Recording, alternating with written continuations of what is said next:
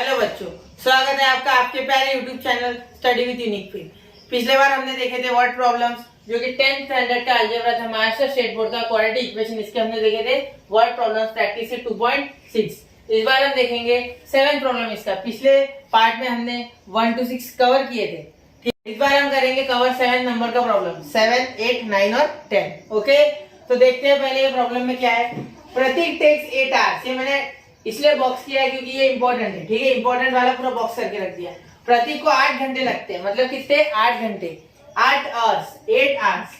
कहा जाने में डाउन स्ट्रीम और अपस्ट्रीम, 36 किलोमीटर डाउन स्ट्रीम, 8 घंटे लगते हैं उसे 36 kilometre downstream and return to the same spot, मतलब वो 36 किलोमीटर नीचे जाएगा और फिर वापस ऊपर आएगा। ठीक है, 36 किलोमीटर, सपोज यहाँ से आया था 36 किलोमीटर, यहाँ उसकी बोट है, ये ऐसी स्ट्रीम है, बीच दरिया की उसके नाव फंस गई, नहीं फंसी नहीं, आया था वापस। चलो देखो, ऐसे गया वो 36 किलोमीटर और वापस आया 36 किलोमीटर, मतलब टोटल डिस्टेंस कितना हो गया, 36 + 36 = 72 किलोमीटर। समझ गए? इतना क्लियर है, 72 किलोमीटर। लेकिन अब डाउनस्ट्रीम और अपस्ट्रीम में हमारा पूरा का पूरा खेल है। Downstream and 30 kilometre downstream and return to the same spot, मतलब आते वक्त उसको अपस्ट्रीम आया हो, कैसे आया होगा, अपस्ट्रीम। चलो टेक्स्ट बुक में देखते हैं, अपस्ट्रीम नहीं है, नहीं अपस्ट्रीम लिखा है, नहीं अपस्ट्रीम नहीं लिखा है, तो समझ लेना पड़ेगा upstream, return to the same spot है ना, अपस्ट्रीम। क्या हो गया, अपस्ट्रीम। मतलब बेटा जाते हो उसकी स्पीड बड़ी होगी और आते हो उसकी स्पीड कम होगी। जैसे देखिए, आप किसी स्लोप पे जाइए, साइकिल लीजिए अपनी और भगाइए, साइकिल की स्पीड स्लोप पे जाते समय बढ़ेगी, मतलब जो स्पीड है उसकी नीचे जाते समय वाटर के करंट के साथ, मतलब जो फ्लो हो रहा है वाटर, जैसे आप नाव बनाते होगे, जब बारिश होती होगी तो नाव की जो धारा होती है उसके साथ वो बहती है। मतलब अगर जाते समय जब वो डाउनस्ट्रीम में अगर नीचे जाएगा तब उसकी स्पीड क्या होगी, बोट की बड़ी होगी, ऊपर आते समय कम होगी। यही हमें देखना है इस प्रॉब्लम में, तो ये इंपॉर्टेंट है। इसके बाद the speed of boat in still water, मतलब जो शांत पानी है, शांत पानी, शांत, इसको क्या बोलते हैं, शांत। स्टिल वाटर में शांत पानी, शांत जिसमें कोई हलचल नहीं, उसमें 12 किलोमीटर पर आवर उसकी स्पीड है बोट की। कितनी है, 12 किलोमीटर पर आवर, 12 यानी 12। जब शांत पानी है तो उसका जो स्पीड है वो कितनी है, 12 किलोमीटर पर आवर। और find the speed of water current, अब वाटर करंट का स्पीड हमें निकालना है, मतलब जिस भी धारा के साथ वो बह रहा है उस धारा का निकालिए, बोलते करंट, कितनी स्पीड है, उस धारा की कितनी वेलोसिटी है वो हमें निकालनी है। ठीक है, तो यहाँ डिस्टेंस दिया हुआ है हमें, जाते समय 36, आते समय 36, return to the same spot, कितने टाइम लगा उसको, 8 आवर्स टोटल टाइम, मतलब यहाँ उसको 72 किलोमीटर कवर करने में कितना टाइम लगा, 8 आवर्स। कितना लगा, 8 आवर्स टोटल टाइम दिया है, 8 आवर्स। ओके, यहाँ तक क्लियर है? ठीक है, आगे देखते हैं। The speed of boat in still water is 12, मतलब 12 है, तो टोटल डिस्टेंस ट्रैवल कितना हो गया बेटा, 72। ये मैंने ऑलरेडी लिख के रखा था आपके लिए। Let the speed of water current, water current की स्पीड हमको क्या करनी है, अज्यूम करनी है, कितनी ले ली, x kilometre per our, total distance 7 प्रतीक, जैसे कि आपको मैंने बताया, नीचे अलग गया 36, ऊपर आया 36, 36 to 36 72। ये इसलिए स्पीड से बोल रहा हूँ क्योंकि प्रॉब्लम बहुत बढ़ जाए। ठीक है, स्पीड ऑफ प्रतीक डाउनस्ट्रीम, मतलब डाउनस्ट्रीम जाते समय उसकी स्पीड क्या होगी, प्रतीक बोर्ड भी लिख सकते चाहिए तो 12 + x, कितने होगी, 12 + x, क्योंकि जाते समय स्पीड ऐड होगी, ऐड याद रखना, और ऊपर आते समय माइनस सब्ट्रैक्ट, तो ऊपर आते समय उसकी स्पीड क्या कम हुई, क्योंकि ऊपर आते समय हमें भी साइकिल का पेडल मारना पड़ता है तो स्पीड कम होती है। ठीक है, रिक्शा वाले जैसे करते ना, खड़े होकर साइकिल के पेडल मारते तब जाके चढ़ती साइकिल ऊपर, पता है ना, ये तो सबने किया होगा। 12 + 12 - x, क्या जाते समय 12 + x और ऊपर आते समय 12 - x। ठीक है, समझ गए? ठीक है, अब हमें टाइम दिया, टोटल टाइम कितना लगा उसको, पहले लिख लेते, speed of Prateek boat down still water, speed of boat in still water, कितने बेटा, 12, मतलब 12 किलोमीटर पर आवर। ठीक है, हो गया इतना। अब आगे देखते हैं। और डाउनस्ट्रीम और अपस्ट्रीम में जितना समय लगाओगे बेटा वही हमें निकालना है। डाउनस्ट्रीम में कितना समय लगा और अपस्ट्रीम में कितना समय लगा, उसके हिसाब से हम प्रॉब्लम करेंगे, क्योंकि 8 आवर्स हमें टाइम दिया हुआ है, हमें टाइम की कंडीशन है, नीचे जाने के और ऊपर आने की टोटल टाइम 8 है, तो सिर्फ जाने के लिए कितना टाइम लगा होगा और आने के लिए कितना टाइम लगा होगा ये निकालना है। जाते समय ऑब्वियस सी बात है उसे कम टाइम लगाओ, क्योंकि उसकी स्पीड ज्यादा है। अगर स्पीड ज्यादा होती है तो टाइम कम लगता है, और स्पीड कम होती है तो टाइम ज्यादा लगता है, ऊपर आते समय स्पीड कम थी उसकी। चलो एक बार देख लेते हैं, यहाँ डिस्टेंस का फॉर्मूला लिख लेते हैं, distance equal to speed into time okay, यहाँ तक क्लियर है। तो चलो यहाँ लिखता हूँ मैं, distance equal to speed into time, ये शॉर्टकट में लिख लिया, ठीक है। तो टाइम क्या हो गया हमारा, time equal to distance upon speed, ठीक है। Time equal to distance upon speed. वैसे स्पीड को v से बताते वेलोसिटी, क्या बताते वेलोसिटी, लेकिन यहाँ मैंने अभी s से बता दिया, ठीक है। तो चलिए पहला इक्वेशन बनाते हैं अपना, टाइम रिक्वायर्ड डाउनस्ट्रीम, क्योंकि हमें 8 दिया है ना टोटल, तो डाउनस्ट्रीम को कितना समय लगा, अपस्ट्रीम को कितना लगा, ये देखेंगे अब। Time required to travel, time required to travel downstream, कितना लगा टाइम हमें डाउनस्ट्रीम जाने को, कितना लगा टाइम डाउनस्ट्रीम जाने को, डाउनस्ट्रीम डिस्टेंस कितना कवर किया, देखो डिस्टेंस, टाइम का फॉर्मूला क्या है, डिस्टेंस अपॉन स्पीड, क्या है distance upon speed. Downstream distance कितना कवर किया, 36, यही बताया 36 किलोमीटर डाउनस्ट्रीम, मैंने पहले बताया था आपको, ठीक है। यहाँ टोटल डिस्टेंस चाहिए तो ऐसा लिख लो, 36 + 33 इक्वल टू 70 किलोमीटर, ऐसा भी लिख सकते हो, ओके।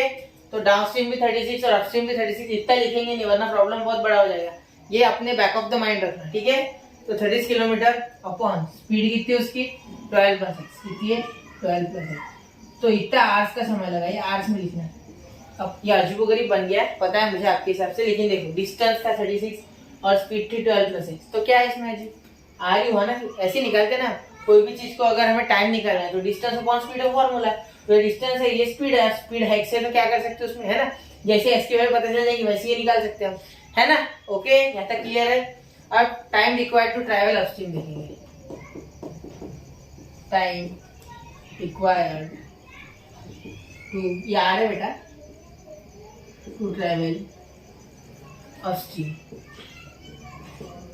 कितना हो जाएगा, 36 अपॉन 12 - x, समझे, स्पीड कम होगी ना इसलिए यहाँ लेंगे माइनस, अपस्ट्रीम में ऊपर आते समय स्पीड माइनस होगी इसलिए हम माइनस किया, ठीक है, क्लियर है यहाँ तक, ओके।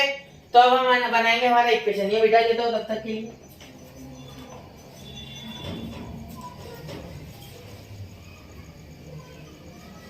प्रॉब्लम नहीं मिटा था, सिर्फ ये इतना ही मिटा, ठीक है। चलो लिख लेते, चलो ठीक है। अब देखते हैं कंडीशन, बाय गिवन कंडीशन लिखते हैं, यहाँ तक क्लियर है आपको, नहीं समझा होगा एक बार पीछे जाके देख लो, रिवाइंड करो। बाय गिवन कंडीशन क्या हो जाएगा, इन दोनों की एडिशन, कितना टोटल टाइम कितना लगा, 8 आवर्स, कितना लगा 8 आवर्स, ये दिख रहा है बेटा, ये total time equal to 8 hours, कितना है 8 आवर्स से लिख लेना, ठीक है। अगर नहीं दिख रहा है तो देख लो, टोटल टाइम कितना है 8 आवर्स, कितना लगा 8 आवर्स। तो by given condition 36 upon 12 + x plus 36 upon 12 - x equal to 8। ये देखो इक्वेशन क्या बना, time plus time equal to time, time plus time equal to time, ये बना हमारा इक्वेशन, ठीक है। पेन और कॉपी लीजिए और नोट कीजिए, ठीक है। ऐसे बैठ के वीडियो देखने से नहीं आने वाला है प्रॉब्लम, एक बार इसको प्रैक्टिस करना पड़ता है तभी आपको समझ पाएगा, ओके। तो यहाँ देखिए, यहाँ मल्टीप्लाई किया हमने 36 × 12, अब इसको मल्टीप्लाई करते बैठेंगे बहुत बड़ा हो जाएगा। यहाँ मैं क्या करता हूँ बच्चों, एक छोटी सी ट्रिक, देखो सबको समझे ऐसा करना चाहता हूँ, लेकिन फिर भी अब बड़ा हो जाएगा वो, तो ये 36 यहाँ से कॉमन निकाल दिया, 36 कॉमन निकाल गया, बचा 12 + x, यहाँ आ गया प्लस 1/12 - x। 36 कॉमन निकालना ना, कॉमन निकालना आपने सीखा है कि सेम है इसलिए, ठीक है। तो 36 इस साइड लेके जाओ जिससे कि ये डिवाइड हो जाएगा, नंबर छोटे हो जाएंगे हमारे, या क्रॉस मल्टीप्लाई करो, 12 × 1 12 - x, यहाँ 12 इधर मल्टीप्लाई करेगा प्लस 12 + x, या साइन भी नहीं बदलेगा क्योंकि एडिशन की साइन है ना, 12 × 1 12, 12 × -x -x, 12 × 12 12 × +x +x, इन दोनों का मल्टीप्लाई। तो देखो a + b a - b क्या हो गया, a + b a - b, ऐसे होता है ना, क्या होता है a² - b², तो वैसे ही 12² - x², ओके। तो यहाँ लिखेंगे 12² - x², ओके, इक्वल टू 8, यहाँ तक क्लियर है। एक बार देखो वापस बता दो, यहाँ क्रॉस मल्टीप्लाई इसके साथ, एक क्रॉस मल्टीप्लाई इसके साथ, इसमें a + b a - b का फॉर्मूला लग गया, ठीक है। ये 36 सीधा डिवाइड में जाएगा, यहाँ तक क्लियर है। ये इसको काटेगा 4 से, ये कटेगा 2 पे, ये 4 से कटेगा 9 पे। ओके 2/9 हो गया।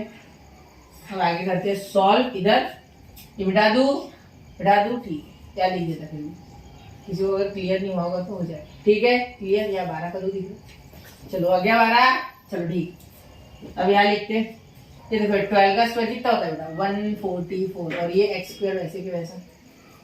ओके अगर ऐसे पसंद नहीं आ रहा, डायरेक्ट थोड़ी और स्टेप्स कम करनी है तो ऐसा करेंगे। देखो ये जो है ना 9, ये इधर डायरेक्ट लिख आए 9 है, लिख दिया बेटा ब्रैकेट में बचा हुआ ये plus x minus x cancel. ठीक है 12 और 12 24 होता है। कितना होता है 24, ब्रैकेट में सिर्फ 24 ही बचा। चाहे तो डायरेक्टली मल्टीप्लाई में भी लिख सकते हो उसको। ठीक है इक्वल टू, यहाँ 2 आया बेटा, यहाँ 2 आया, ये 9 इधर है तो 2 इंटू इसका कितना होता है बेटा 144। 12 का स्क्वायर 144 ऐसे निकालते हैं। 12 का स्क्वायर 12 इंटू 12 होता है बेटा, मल्टीप्लाई करके देख लेना 144 आ जाएगा। और माइनस एक्स स्क्वायर। ओके यहाँ 2 से ये कटा 12 पे। अब कैसा कटा सर, ये 2 इधर नीचे आएगा बेटा, तो 2 पे ये 12 पे कटेगी, 2 से ये 12 पे कटेगी। ठीक है तो 12 9 का 10 कितना होता है 108। ठीक है ये 144 और ये माइनस एक्स कुछ बचा गया यार नहीं, इसलिए ये 2 से इसमें काट दिया तो यहाँ 2 बचा नहीं 1 बचा। तो अब ये इधर आएगा 108 minus 144 is equal to minus x square. कोई बात नहीं माइनस स्क्वायर है तो अभी उसका हो जाएगा सोल्यूशन। ठीक है इन दोनों को माइनस किया कितना आता है बेटा 36। कितना आता है 36, तो माइनस 36 ये बड़ा है, माइनस स्क्वायर माइनस माइनस दोनों साइड कर दिया। कितना है x by taking square root on both side, by taking square root on both sides, on both sides. तो कितना हो गया प्लस माइनस 6। हमने देखा था 2 आंसर लेने पड़ते हैं क्योंकि हमें नहीं पता ना प्लस 36 का स्क्वायर है या माइनस। लेकिन स्पीड निगेटिव होती है क्या, नहीं स्पीड निगेटिव मतलब उसने चालू ही नहीं किया। ठीक है तो स्पीड निगेटिव नहीं होती, इसके कारण हम बोलेंगे speed cannot be negative, speed cannot be negative. Therefore x is equals to positive 6. Therefore the speed of water current, किसका current water current is 6 kilometre per our. Okay clear है यहाँ तक। ठीक है एक बार स्क्रीनशॉट मान लो, फ्रेम से बाहर होता हूँ। चलिए बच्चों देखते हैं हमारा एक problem. Pintu takes 6 days more than those of Nishu to complete a certain work। मतलब कोई एक काम है जिसे पिंटू और निशु दोनों को दिया गया है। ठीक है और पिंटू को 6 दिन ये वर्क करने में ज्यादा लगते हैं। मतलब ये टाइम और वर्क का प्रॉब्लम है बच्चों। क्या है टाइम एंड वर्क, इस टाइप के प्रॉब्लम कहते हैं टाइम वर्क प्रॉब्लम, टाइम और वर्क पे बेसिस है। ठीक है टाइम वर्क कैसा है, टाइम अगर बेटा वर्क करने की स्पीड अगर बढ़ गई तो टाइम क्या हो जाएगा कम। ठीक है और अगर टाइम बढ़ गया ठीक है तो वर्क कम हो जाएगा, सीधी सी बात है। अगर वर्क किसी ने ज्यादा किया तो उसके लिए वो टाइम कम हो जाएगा, और किसी का अगर वर्क बढ़ गया तो टाइम। ठीक है समझ गया ना, समझ लो ये बात। देखो एक बार बताता हूँ, टाइम अगर वर्क कांस्टेंट है, कोई अगर ज्यादा तेजी से वर्क कर रहा है तो वो जल्दी कर लेगा, मतलब समय उसके लिए गिर गया। और अगर कोई जो वर्क है वो स्लो कर रहा है तो टाइम बढ़ जाएगा। बस तो यही है, इस पे हमारा प्रॉब्लम ही आधारित है। पिंटू टेक 6 days मोर, मतलब 6 दिन पिंटू को ज्यादा लगते हैं और निशु को 6 दिन कम लगते हैं। ठीक है ये सबसे पहली बात। How many days would it take to complete the work if they work alone. मतलब अकेले अकेले काम करेंगे तो कितने दिन लगेंगे। इसके बीच में एक सेंटेंस दिया है, if they work together they finish in 4 days। मतलब अगर टुगेदर वर्क करते तो 4 दिन में खत्म हो जाएगा। ठीक है और 6 days मोर है, ये इंपॉर्टेंट है। मतलब हम किसका निशु का करेंगे या पिंटू का टाइम अज्यूम करेंगे। मुझे तो लग रहा है निशु का कर लेते क्योंकि हम x + 6 आ जाएगा। अगर पिंटू का करते हैं तो निशु का आएगा x - 6। ठीक है माइनस आ गया तो प्रॉब्लम होगा ना, इसलिए लिखते हैं let Nishu takes x days। ठीक है टू कंप्लीट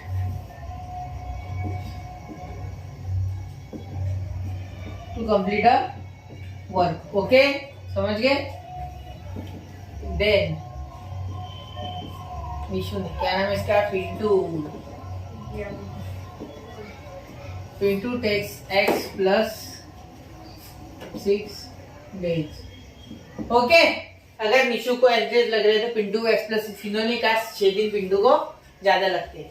अगर उन्होंने साथ में काम किया तो 4 दिन लगेंगे। 4 दिन, ठीक है, 4 दिन लगेंगे उन्हें, ठीक है। या हमें क्या बोला, अगर अकेले अकेले काम करते हैं तो कितना समय लगेगा। बेटा टाइम और वर्क है ना, रेसिप्रोकल होते हैं एक दूसरे की, टाइम और वर्क रेसिप्रोकल होते हैं। अगर हम टाइम की बात करेंगे तो वर्क हो जाएगा 1/वर्क रेसिप्रोकल। ये फॉर्मूला यूज कीजिए फिलहाल के लिए, अभी इसका इलेबोरेशन आपको आगे के स्टैंडर्ड्स में, तो फिलहाल इतना देखिए कि टाइम इज इक्वल टू 1/वर्क, इतना यूज कर लेना, ठीक है। ये फॉर्मूला है, ठीक है। तो हम इसमें डायरेक्टली लिख सकते हैं work done in 1 day, by में लिखते इन 1 डे।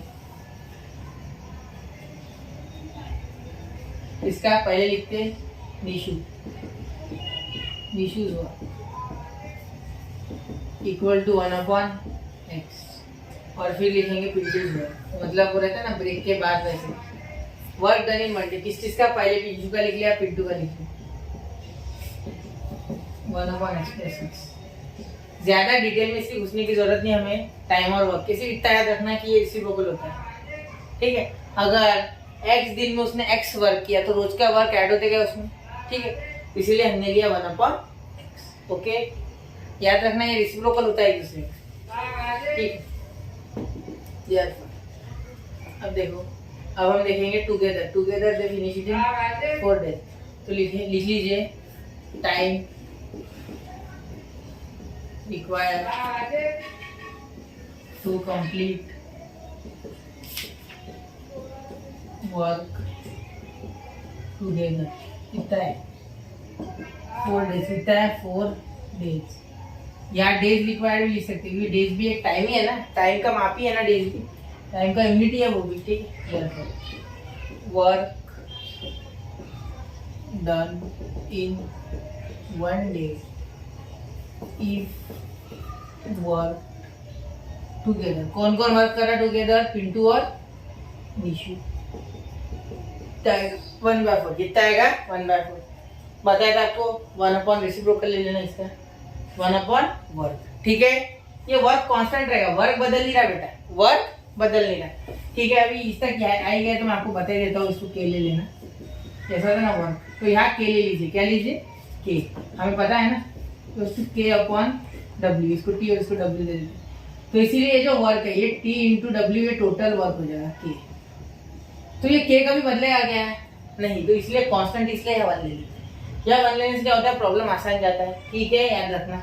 ये हमने ऑलरेडी 7th स्टैंडर्ड में आई थिंक किया हुआ है, ठीक है। रेशियो एंड प्रोपोर्शन हमें चैप्टर है 7th स्टैंडर्ड में ही, ओके। मिटा दूं ये, चलो क्लियर है, समझ जाएगा आपको ये, ठीक है। फॉर्मूला याद रखना, टाइम इज इक्वल टू 1/वर्क। प्रॉब्लम बड़ा ही आसान है, बड़ा ही प्यारा प्रॉब्लम हो जाएगा, जल्दी से सॉल्व हो जाएगा, ठीक है। यहाँ तक समझ गए होगे, आई थिंक समझ गए होगे। आगे देखिए 1/x plus 1/x plus 6 equal to 1/4, ठीक है। तो ये इधर आ गया तो x प्लस 6 हो गया, ठीक है। ये इधर आ गया तो plus x upon x in bracket x plus 6 is equal to 1/4, therefore x into x plus x 2x, ये 6 upon x into x square, 6 into x 6x equal to 1/4। ये 4 ऊपर आएगा, कितना हो गया 8x, ये आ गया क्या हो गया 24, कितना हो गया x स्क्वायर प्लस 6x, ये मल्टीप्लाई हुआ। सपोज अब लिखते जा रहे सर बता दो, ऐसे बोल रहे हो उससे बच्चे, 4 × 2 8, 4 × 6 24, ये 1 × x स्क्वायर, 1 × 6, ठीक है 6x, समझ गया नहीं था, 1 से मल्टीप्लाई किया तो कोई फर्क पड़ता नहीं, ठीक है। x स्क्वायर ये रहने दो, प्लस 6x भी रहने दो, ये उधर जाएंगे minus 8x minus 24 equal to 0, therefore x square minus और प्लस, ये बड़ा है इसलिए minus 2x minus 24 equal to 0। अब करेंगे बेटा इसे फैक्टराइजेशन मेथड से, ठीक है। यहाँ तक समझ गए, इक्वेशन देखो, यहाँ ये मल्टीप्लाई हुआ, यहाँ ये मल्टीप्लाई हुआ, मतलब ये यहाँ ये यहाँ, इन दोनों का 4 × 8, 4 × 6 24, 1 × x स्क्वायर, 1 × 6 6x, ओके। ये एक्स स्क्वायर वाला इस साइड था, इसीलिए ये दोनों उधर गए, इन दोनों के साइन चेंज हुए, पॉजिटिव थे इधर जाके निगेटिव, निगेटिव हो गए, प्लस 6x माइनस 8x कितना होता है -2 x square minus 2x minus 24 equal to 0। Clear है यहाँ तक? ओके क्लियर होगा। अगर मेरी स्पीड ज्यादा लगती होगी तो 0.5x कुछ भी कर सकते हैं, आपके उंगलियों पे सब उसमें होता है स्पीड प्लेबैक का बटन। ठीक है चलो मिटा देते, ये मिटा दूं क्या? ये सॉल्व नहीं होगा, पूछ जाएगा करूँ आप। चलो देखो रुको मिटा ही देता है, ये समझ गया होगा आपको, स्क्रीनशॉट मार लेना तो प्रॉब्लम नहीं। ठीक है यहाँ करता हूँ देखो, x square minus 2x minus 24 equal to 0। Solve तो वहां भी कर सकता था लेकिन फील नहीं आएगा, फील चाहिए बेटा, बिना फील के कोई फायदा नहीं। अब देखो ये 24 है ना, 24 के ऐसे वेक्टर जिसका आंसर -2 है। चलो देखते हैं 6 और 4 है ना, 6 4 जा 24। ओके समझ रहे हो?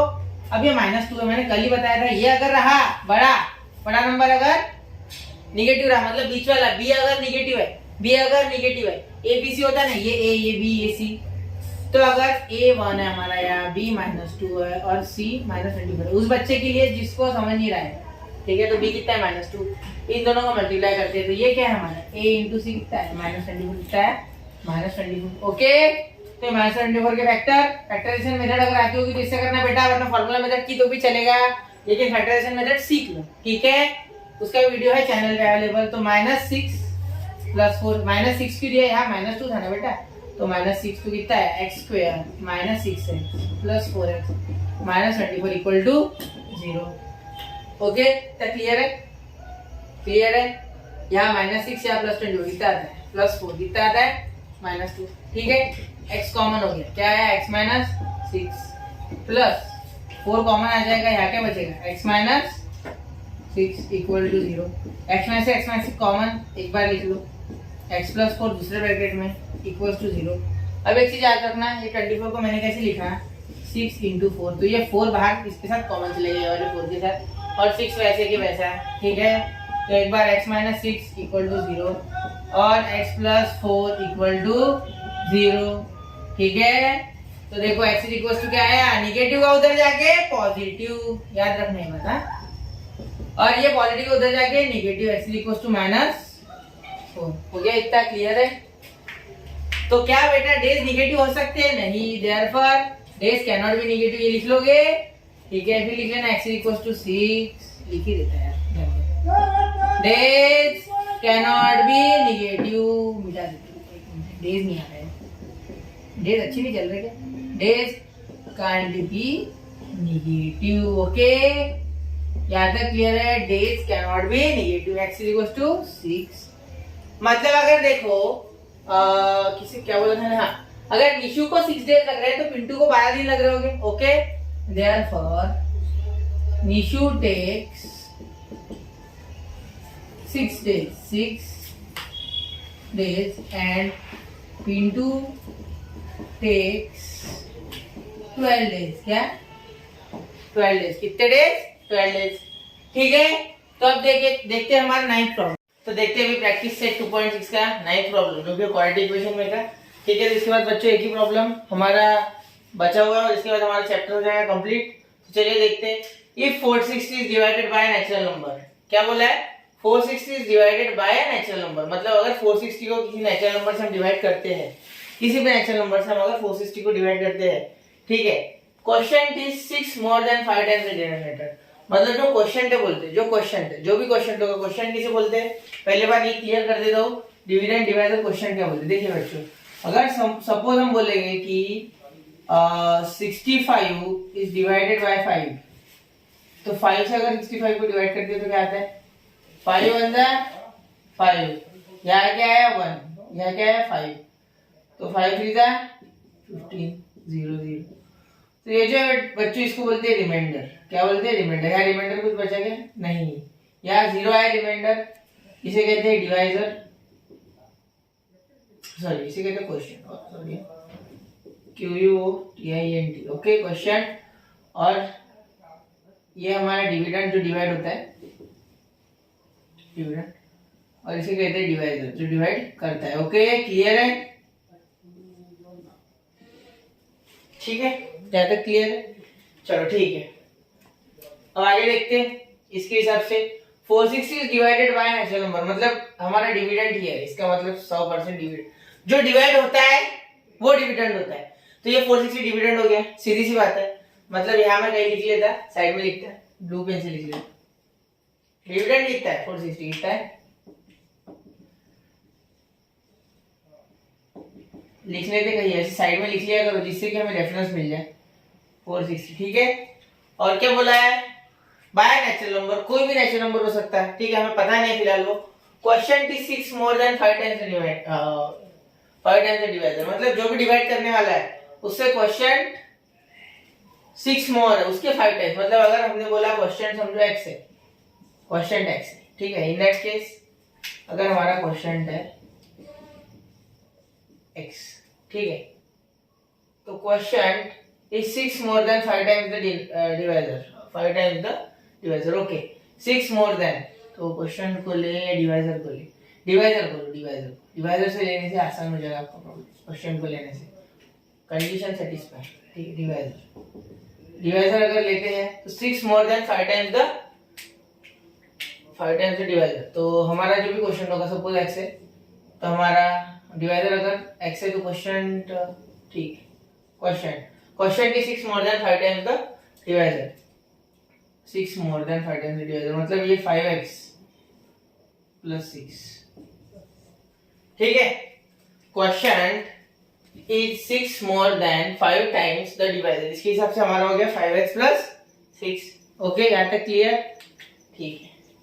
चलिए अब क्या बोला है हमें, एंड द रिमाइंडर इज 1, और रिमाइंडर तो डायरेक्टली दिया हुआ है, कितना है रिमाइंडर हमारा 1, ठीक है। अब डिवाइजर है, क्वेश्चन है, डिविडेंड है, रिमाइंडर है।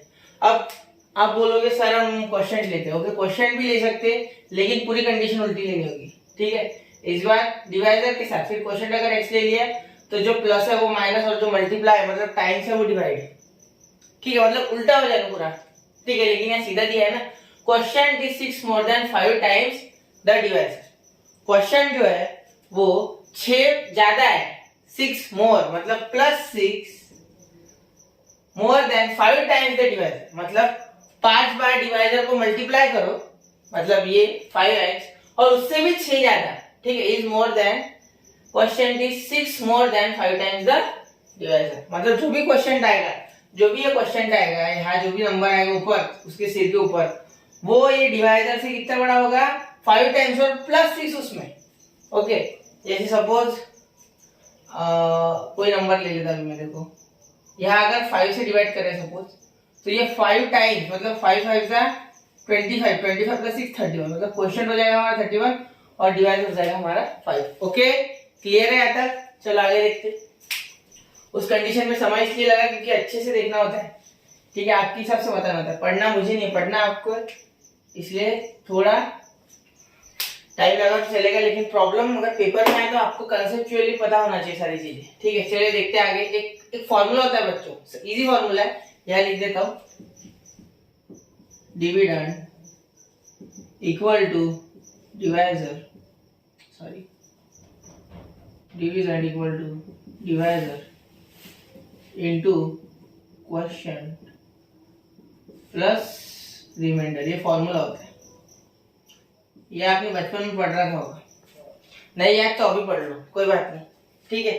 चलिए फिर लिखते हैं, लेट, किसको हमने लिया था, लेट द डिवाइजर bx, याद रखना एक चीज हमेशा कि एक ही प्रॉब्लम को एक दो तरीके से करके देखना, जो आपको आसान लगे उस फॉर्मेट को अपना लेना, ठीक है। Let the divisor be x, then the quotient is 5x plus 6, okay. अगर डिवाइजर x है तो क्वेश्चन कितना है 5x plus 6, रिमाइंडर दिया हुआ है, दिख रहा है आपको अच्छे से, ठीक है, रिमाइंडर इज इक्वल टू 1। आगे हो गया हमारा डिविडेंड, हमारा जो डिविडेंड है वो क्या है 460, यहाँ तक क्लियर है, इतना नोट कर लो, ठीक है, फिर आगे बढ़ते। ठीक है, क्लियर है। अब इतना हो गया, अब आगे देखो।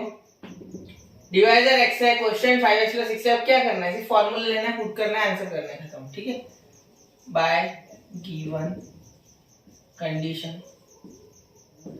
ये ऊपर का इसलिए छोटा लिखा है ताकि आपको नीचे जगह, हमें पूरी जगह काफी पड़े वरना कम हो जाती है। डिविडेंड इक्वल टू डिवाइजर, ये वहां लिख लिया, फिर भी लिखते एक बार, क्वेश्चन प्लस रिमाइंडर। इसकी जरूरत नहीं, अभी मिटा देंगे, कंफ्यूजन की जरूरत नहीं, एक ही बार। ठीक है, चलिए हो गया इतना। और डिविडेंड क्या है हमारा 460 इक्वल टू डिवाइजर क्या है x, क्वेश्चन क्या है बेटा 5x + 6, और हमारा रिमाइंडर क्या है 1। Okay, 460 equal to 5x² + 6x + 1। ये उधर गया, क्या हो जाएगा minus 460 equal to 0। Therefore 5x² + 6x, ये माइनस किया, क्या हो जाएगा 459 इक्वल टू 0। ओके, क्लियर है। 459 इंटू 459 इक्वल टू 0। 459 का फैक्टर ढूंढना है, 459 5 और उसका आंसर 6 आना चाहिए। चलिए देखते हैं। देखो, फैक्टर निकालने की ट्रिक बता दो आपको आज, short trick to find factors. ये मिटा दूं, क्लियर है ये। ओके, स्क्रीनशॉट मार लिया करो बीच बीच में, आपको किसी चीज की जरूरत हो तो रफ। ठीक है, चलिए अब यहाँ लिखते 5 × 459। अब इतना बड़ा नंबर है, देख के डर लगता है कि फैक्टराइजेशन मेथड से हो गया नहीं। चलो आप कर से कोई भी मेथड से कर सकते, फॉर्मूला से भी कर सकते। तो देखो 5 इंटू, इसको फैक्टर, इसके फैक्टर डालना, इसको किससे डिवाइड होगा बेटा 9 + 14, 14 + 4 19, 14 + 4 18। चलो 3 से डिवाइड होता है इसे, मुझे कैसे पता चला? देखो 3 की डिविजिबिलिटी टेस्ट होती है, सारे नंबर ऐड कर दो, मतलब 4 + 5 + 9 कितना हो गया 18। हमारे ये चालू नहीं है, मुझे पता है, जिसको आता होगा वो अच्छी बात है, लेकिन जिनको नहीं आता उनके लिए बता रहा हूँ 18। अब 18 आ गया, इसका मतलब हमें 3 से डिवाइड करना। अगर ये नंबर इन सब के एडिशन अगर 3 से डिवाइड हो गई तो पूरा नंबर 3 से डिवाइड हो जाएगा। ओके, इन सब की सम कर लेना। अगर ये 3 से डिवाइड हो गई तो पूरा का पूरा जो सम है वो भी 3 से डिवाइड हो जाएगा। ठीक है, तो चलो देखते हैं तो क्या आ जाएगा यहाँ 4। हाँ चलो 3 से डिवाइड करते, 3 / 4 59, 3 × 1 = 3। ओके, क्या क्या क्या हमारा 1 5। ठीक है, 3 × 5 = 15। ओके, यहाँ आ गया हमारा 9 0 0, 3 × 3 = 9, यहाँ आ गया 0। तो क्या है हमारा 3 × 153। 153 को डिवाइड होगा बेटा, हाँ होगा 5 × 3 × 153, 3 प्लस ये 8, 3 + 5 8, 8 + 1 9। अब इससे भी होगा 3, अब डायरेक्ट कर दो, 3 × 5 = 15, 3 × 1 = 3, 5 × 3 = 15, 15 × 3 = 45। आ गया बेटा, देखो अब मुझे कैसे पता चला है करीब पहुंचे। ये जो नंबर है 5 × 4 59 जब करूंगा तो बहुत बड़ा नंबर आएगा, जिसके मतलब उसके फैक्टर भी थोड़े बड़े होंगे, मतलब 40 30 ऐसे। तो अब देखो यहाँ 5 × 3 = 15, 15 × 3 = 45, 45 × 51 आ गया फैक्टर। ठीक है, तो देखो हमें यहाँ फैक्टर मिल चुके हैं, या फैक्टर मिले, यहाँ हम उसे पुट करेंगे। तो एक फैक्टर है हमारा -45, एक है 51। देखिए 45 के पास माइनस क्यों बच्चों, क्योंकि यहाँ जो साइन थी 6, ये बड़ा है, +6 है, +6 कब होगा जब बड़े के पास पॉजिटिव होगा, मतलब -45 + 51 होता है +6। तो हमें हमारी जो सेकेंड कंडीशन होती है फैक्टराइजेशन मेथड की, कि कोई भी जो नंबर होता है b का, तो b को सेटिस्फाई करना होता है। तो यहाँ +6 था, तो +6 को सेटिस्फाई करने के लिए हमें बड़े के पास, मतलब जो जिसका मैग्नीट्यूड ग्रेटर है उस नंबर को पॉजिटिव देना होगा। ठीक है, और मल्टीप्लाई में तो माइनस इंटू प्लस माइनस आता ही है। ओके, कोई इशू? क्लियर? चलिए आगे देखते हैं। अब लिखेंगे बेटा, जिसको ये मेथड नहीं समझ रही वो फॉर्मूला मेथड से भी कर सकता है, कोई इशू नहीं है, लेकिन याद रखना बेटा ये सबसे भरोसेमंद मेथड और आसान है। ठीक है, तो चलिए -45x, ठीक है, +51x -459 equals to 0। Okay, clear है यहाँ तक? चलिए आगे देखते हैं। यहाँ 5 कॉमन निकल जाएगा, 5x x -9 क्या हुआ, देखो 5 कॉमन निकल गया, यहाँ 5 9 = 45, तो 5 बाहर निकल गया, क्या बचा 9। यहाँ x कॉमन निकला। ओके क्लियर है? 5x, यहाँ से भी 5x, तो क्या बचा? यहाँ x बचा, यहाँ 9 बचा। यहाँ 2 बार x था, 1 बार बचा। यहाँ 5 9 45, 5 गया, 9 बचा। ओके क्लियर है?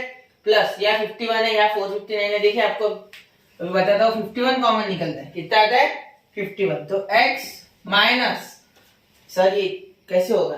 तो देखो बेटा 51 इंटू 9, ये देखिए फैक्टराइजेशन मेथड में एक खासियत होता है, अगर आपका सही होगा, अगर आपका ये इक्वेशन सही होगा, ये ऊपर वाला क्वाड्रेटिक इक्वेशन और नीचे के फैक्टर अगर सही होंगे, तो उस केस में आपके ब्रैकेट हमेशा सही आएगी। ये अगर 9 है तो इसका मतलब इसे हमें 9 से करके देखना है सिंपली, एक बार क्रॉस वेरीफाई, वरना करने की जरूरत नहीं। आ गया हमारा आंसर, ठीक है? 9 9 45, तो यहाँ हो सकता है हमारा 9, क्या हो जाएगा हमारा? 9 इक्वल्स टू 0। क्लियर है यहाँ तक? ओके चलो आगे। x माइनस 9 क्या आ गया हमारा?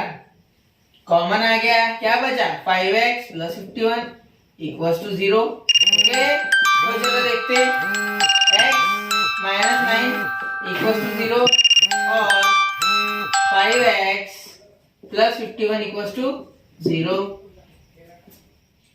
ओके ठीक है, चलो आगे देखते हैं। x इज इक्वल्स टू 9 और x इज इक्वल्स टू ये निगेटिव 51 अपॉन 5, तो ये तो हो ही नहीं सकता आंसर। अब ये मैं ये नहीं बोल सकता question can not B negative, but ऐसा अजीबोगरीब आंसर तो नहीं आता। यहाँ इसका इसकी वैल्यू आती है 10.2 और वो भी माइनस, ऐसा नहीं हो सकता बेटा, ये गलत है, क्योंकि नेचुरल नंबर को डिवाइड किया था, किसी किया था नेचुरल नंबर। अगर नेचुरल नंबर से डिवाइड करते हैं, ये भी नेचुरल नंबर 460, तो नेगेटिव आंसर नहीं आएगा, इसलिए ये हमारी वैल्यू नहीं है, इसे कट कर देंगे तो x क्या आ गया हमारा? 9। Therefore quotient is 9। क्वेश्चन कितना आ गया? 9। अब हमें क्या चाहिए? डिवाइजर चाहिए। क्या चाहिए? डिवाइजर, है ना? डिवाइजर चाहिए ना? नहीं, डिवाइजर इज 9, सॉरी, क्वेश्चन हमने डिवाइजर लिया था। डिवाइजर इज 9, डिवाइजर इज 9 पूरा लिखता अच्छे से, डिवाइजर इज 9। ओके तो अब हम क्या निकालेंगे? यहाँ लिख ले, तो डिवाइजर अगर 9 है बेटा, तो हमारा जो क्वेश्चन है वो कितना हो जाएगा? 5x प्लस 6, 5x प्लस 6, चलिए देख रहे हैं 5x प्लस 6, ये देखो, और ये 5x plus 6 equal to 5 into 9 plus 6, 5 9 दा 45, 45 प्लस 6 51। ओके तो क्वेश्चन कितना आ गया? 51। तो यहाँ हमारे प्रॉब्लम होता है खत्म। चलिए एक बार स्क्रीनशॉट मार लो, फिर बढ़ते हैं 10th प्रॉब्लम की ओर। ठीक है बच्चों, ये हमारा 10th प्रॉब्लम। धीरे धीरे करते करते 2.6 हमने आगे कंप्लीट कर ही ली, और अब हमारा ये लास्ट प्रॉब्लम है जो कि है 10th। ठीक है, 2.6 का 10th प्रॉब्लम है हमारा, फाइनल वर्ड प्रॉब्लम होने वाला है। इसके बाद हम लाएंगे इसका प्रॉब्लम सेट। ठीक है, तो प्रॉब्लम सेट की वीडियोस भी जल्दी आपको मिलेंगे। उससे पहले 10th प्रॉब्लम एक बार देखते हैं। इसमें टेक्स्ट बुक में बड़े आसान तरीके से दिया है, fill in the empty boxes. ठीक है, ये 2 है, 2 गेट, यहाँ 2 ऐसे लिख लो अच्छे से। हाँ, टू गेट द सॉल्यूशन मतलब fill in the empty boxes है। ठीक है, लेकिन हम उस हिसाब से नहीं करेंगे, हम इसे करेंगे पूरा एक प्रॉब्लम के हिसाब से, अच्छे से फील लेंगे। ठीक है, तो चलिए देखते हैं। सबसे पहले क्या बोला है? इन द एडजॉइनिंग फिगर, मतलब बाजू वाली फिगर में देखो, एडजॉइनिंग है बाजू वाली फिगर, फिगर की बात कर रहा, क्वाड्रिलेटरल एबीसीडी।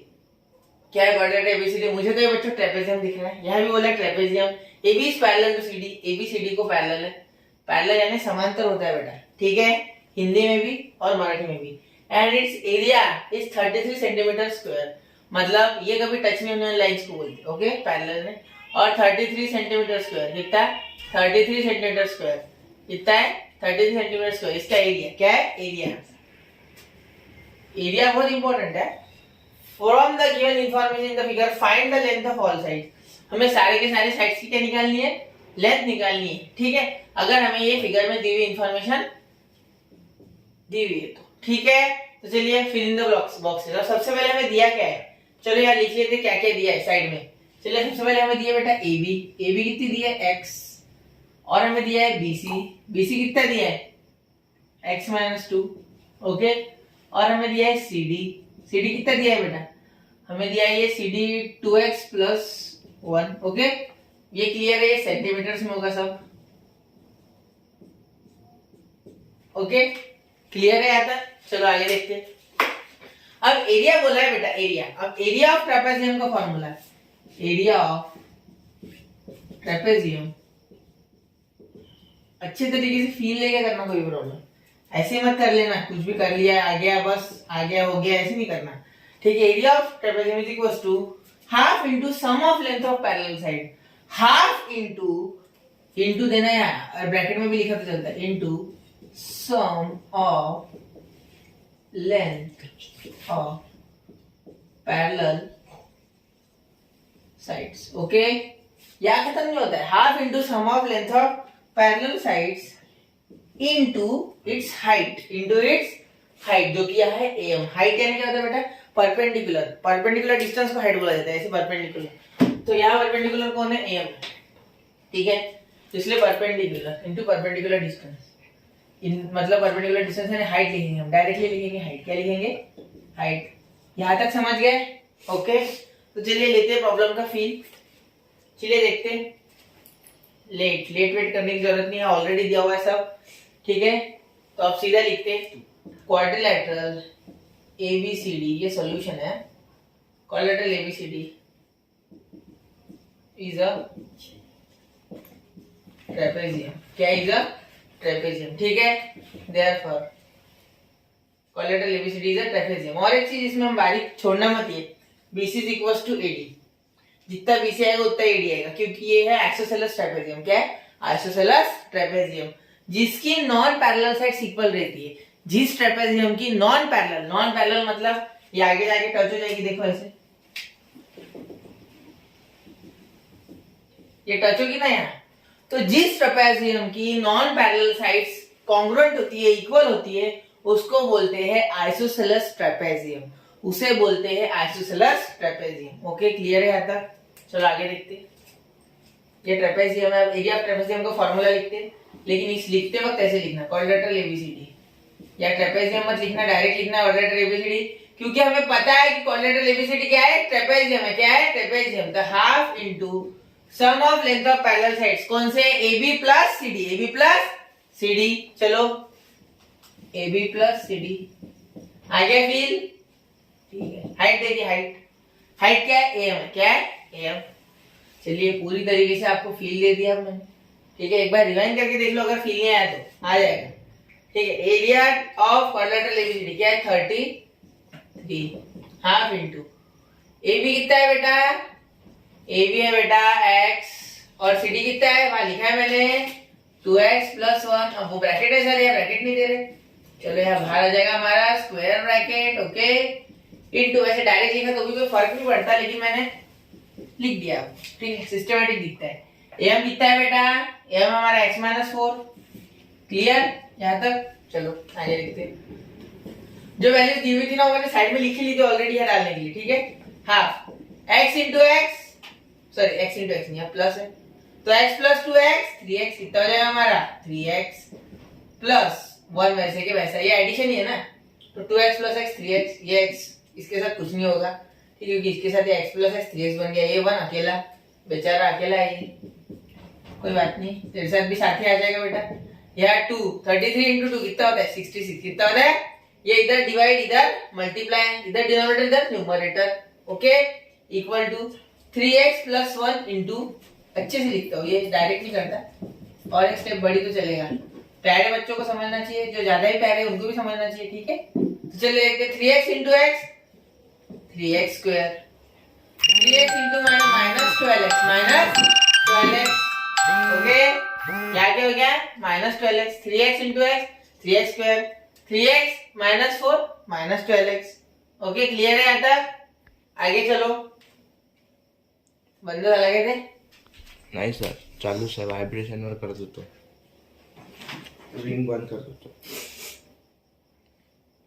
देखिए बच्चों, यहाँ देखा था हमने 6 = 3x स्क्वायर -12x, यहाँ तक हो गया हमारा। ये 3 into x 3x square, 3 into 4 -12x, ठीक है, प्लस इंटू माइनस माइनस।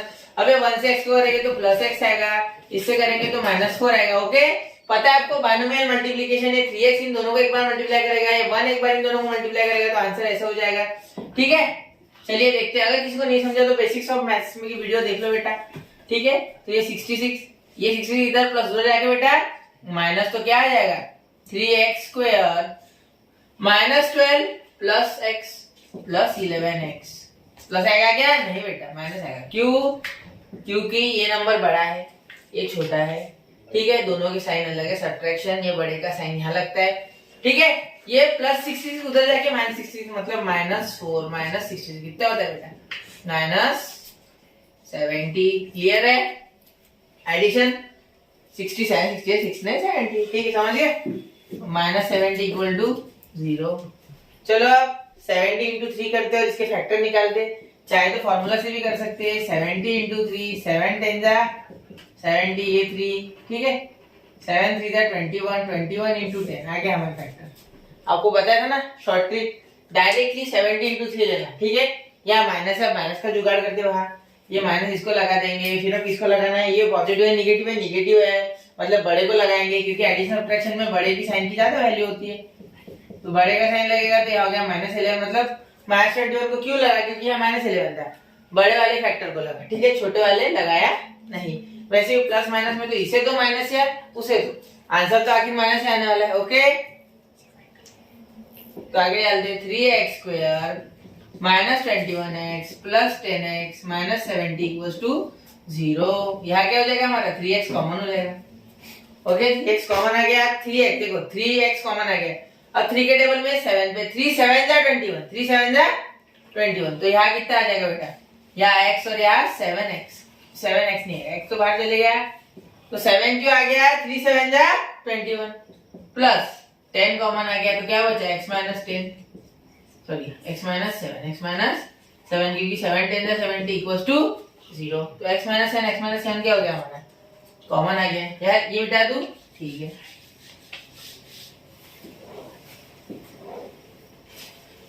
यहाँ तक क्लियर है? तो x माइनस 7 एक बार कॉमन निकाल लेंगे, ठीक है, इन दोनों में आएगा ना, और ये 3x प्लस 10, ये 3x plus 10 equals to 0 therefore अब यहाँ हमारा क्या हो गया? x माइनस 7 इक्वल्स टू 0 और 3x प्लस 10 इक्वल्स टू 0, तो x इज इक्वल्स टू क्या आ गया हमारा? +7 और x इज इक्वल्स टू -10/3। इसका आंसर बेटा आता है 3.33 और वो भी निगेटिव। अब निगेटिव आंसर आता है क्या? लेंथ निगेटिव हो सकती है या नहीं? Length can not be negative, लिख लो।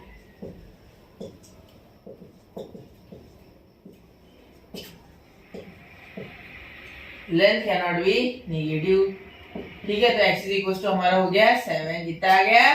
7। देयरफॉर अब AB BC और CD अब काम में आएंगे। AB कितना है? x मतलब 7 सेंटीमीटर। BC कितना है बेटा? x minus 2 equal to 7 minus 2 equal to 5 centimetre, okay. और हमारा जो CD है या DC आप जो बोलना चाहो, 2x प्लस 1 है, मतलब 2 इंटू 7 प्लस 1 मतलब 14 प्लस 1 इक्वल टू 15 सेंटीमीटर आ गया। अब एक जन बच गया, BC के साथ जो था उसका जुड़ा भाई AB, ठीक है, जुड़वा। तो BC is equals to AD is equals to 5 centimetre, ठीक है, ठीक है, समझ गया? ये सेम क्यों आया?